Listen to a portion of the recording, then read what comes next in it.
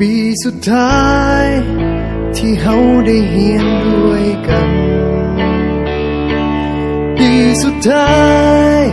ที่เฮาจะต้องจากกันผ่านการเฮียนผ่านวันเวลาจนทำให้เฮาได้หูจักกันได้เป็นเพื่อนกันจนวันนี้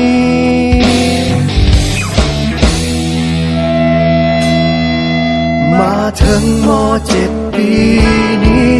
ก็เลยห้องเพลงนี้แทนใจก่อนที่เฮาจะจากไปห่างกันให้ทุกคน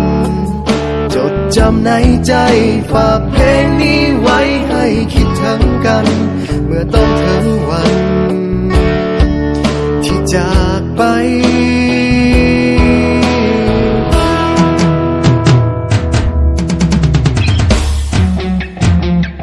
ก็เลยเขียนเพลงนี้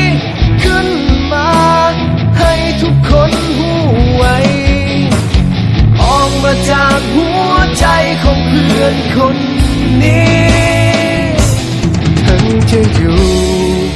แห่งผลใดยังคิดถึงกันทุกวินาทีจึงขอมอบเพลงนี้แด่เพื่อนทุกคน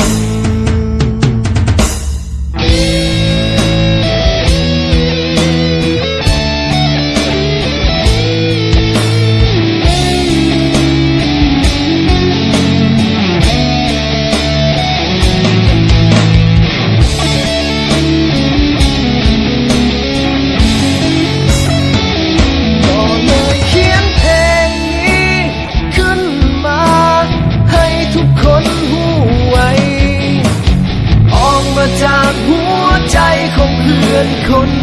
นี้ถึงจะอยู่แห่งผลใดยังคิดถึงกันทุกวินาทีจึงขอมอบเพลงนี้แด่เพื่อน